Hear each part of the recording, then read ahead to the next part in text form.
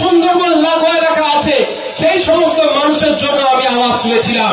ভাঙড়ের মানুষের সাথে সাথে এই সুন্দরবন প্রত্যন্ত গ্রামের মানুষের জন্য আমি আওয়াজ তুলেছি।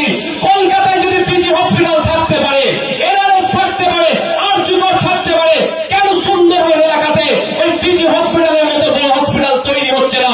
তার জবাব আমি চেয়েছি, এসে জানিয়ে দেবো। ওই জন্যই ভাই নওশাদকে নওশাদ রাখতে পারে।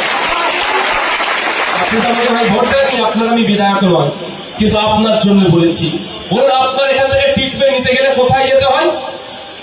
কলকাতায় যেতে হচ্ছে, না হলে প্রাইভেট হসপিটালে। তাই তো নাকি? ভুল বলছি নাকি ভাই? বলবে ক্যানিং মহকুমার হসপিটালে যান, কদিন আগে খবর দেখলাম কল আছে, কলে জল নাই।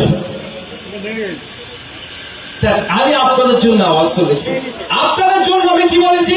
প্রতি বছর প্রাকৃতিক দুর্যোগ আসবে, কখনো আইলা, কখনো বুলবুল, বিভিন্ন নামে ঝড়ঝাপটা হবে, বাঁধ ভেঙে যাবে, লোকালয়ে পানি ঢুকে যাবে, চাষযোগ্য জমিগুলো নষ্ট হয়ে যাবে, মিষ্টি পানির মাছের যে ভেড়িগুলো আছে সেগুলো ধ্বংস হয়ে যাবে। আবার একটু আপনাদের দু চারজনকে ডেকে একটু ক্ষতিপূরণ দিয়ে ছবি টুপি তুলবে। আপনারা বছরে বছরে ফি বছর আপনারা এইরকম ভাবে এই দুর্যোগের শিকার হচ্ছে।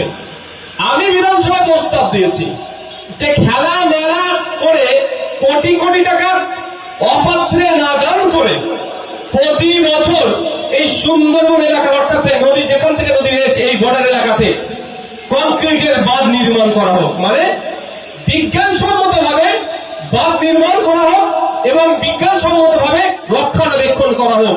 একবার বাঁধ নির্মাণ করলে কম করে 100 বছর আর এই সুন্দরবনের মানুষ প্রাকৃতিক দুর্যোগে যে বাঁধ ভেঙে ক্ষতিগ্রস্ত হচ্ছে ওটা আর হবে না।